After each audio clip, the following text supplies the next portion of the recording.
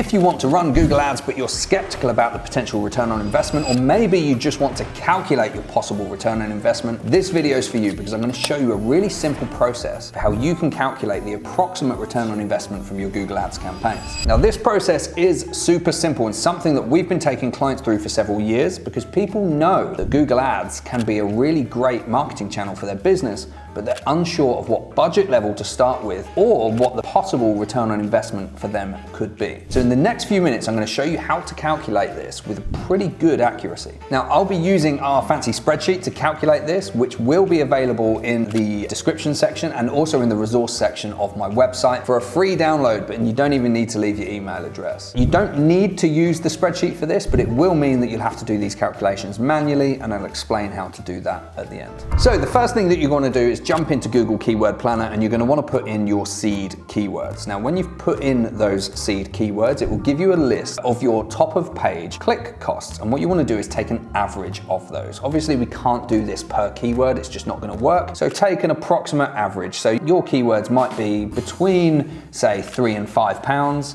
So just put 4 in there. So what you're going to want to do is come into here and pop your average keyword cost in there. I've put £4 just because we need a figure to get going so I can explain to you how this works and how you calculate it. Then you're going to want to put in your monthly management fee. So this is just sort of like a fee. If you're having to pay a freelancer or an agency to run these ads for you, there's always going to be a fee associated with that. And I've just put $349 just as a general guide, but that might be 0. It could be that you're running these yourself and you don't have any associated fee. But when we're calculating the return on investment, we need to consider all of the costs, not just the advertising costs. So then you're going to want to put your monthly budget. Now, you might not have a monthly budget in mind at the moment. You might be watching this video to try and explore that. We do have some videos to calculate your minimum possible budget that you want to invest, so do go and find that. But just pop a number in here if you're not sure, or you might have an allocated budget for Google Ads. It could be £10,000 a month, it might be £500 a month. So I've gone low with this. I've just put 500 in there just to prove the point of the spreadsheet and how you can calculate return on investment or potential return on investment. So the spreadsheet then calculates that at £4 with £500 a month budget, you will be receiving approximately 119 clicks per calendar month, and the total cost of running this ads campaign is £849. Then we're going to want to calculate our website conversion rate, and what we've got here is the conversion rate at 2%, 5%, 6%, etc., right up to 30. Now, if you're getting a 30% conversion rate, you have an elite ads campaign and an elite world-class landing page. Now, if you are running ads to highly specific landing pages rather than just your website homepage and various website pages, the chances are you're going to be getting a much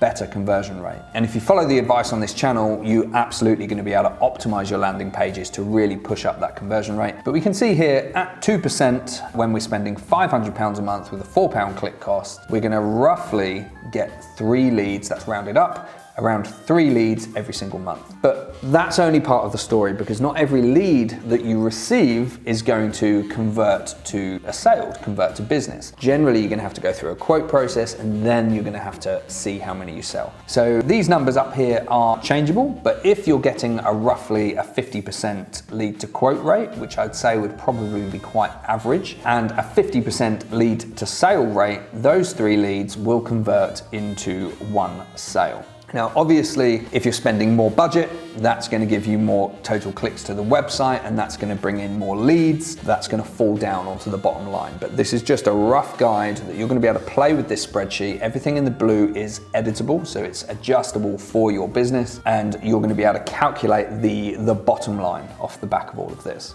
So this column here, revenue after ads and management fee, is simply going to work out how much your average job value is, how many sales you have made, and it's going to deduct the total monthly investment, which is a combination of your monthly advertising spend and any advertising fee that you're paying to an agency or freelancer. So that's how much revenue you will have generated, but that's only part of the story, because obviously revenue is just the vanity, whereas what you want is really to understand the profit that you have made off the back of your Google advertising. And that's where this column comes in. So total profits minus operating costs. So if you're running at approximately a 20% 20% profit margin, you're going to want to put 0.2 in there. If you're running at a 40%, you're going to obviously want to put 0.4. And that then will show you the return on investment down here that you can expect at a really small budget level with a really, really small average job value. But obviously your average job value could come up significantly, and that will then affect all of the figures. And you could also be choosing to spend a greater amount of budget, and you can then get a good idea of what your average return on investment is going to be dependent upon the budget levels you're putting in, your average job value, and also your operating profit after you make those sales. So the only other piece of the puzzle is to consider your lifetime customer value, because that is just calculating the return on investment from your initial sales on day one. But for a lot of customers, there's a lot of upsells. We work with clients who are happy to take a loss with the first sale because they know that 50% of those customers that they acquire on day one will return and they will buy again and again and again, and they have a lifetime customer value. So that's what the spreadsheet doesn't factor in, but it does factor in the approximate return on investment that you can expect when you launch your Google Ads campaign. That is going to be available to download on our website, and also to download by clicking the link below. That will take you to my website, and you can download that without leaving any email address or anything like that, so we're not going to spam you anything. So I hope that really helps. Don't forget to like and subscribe,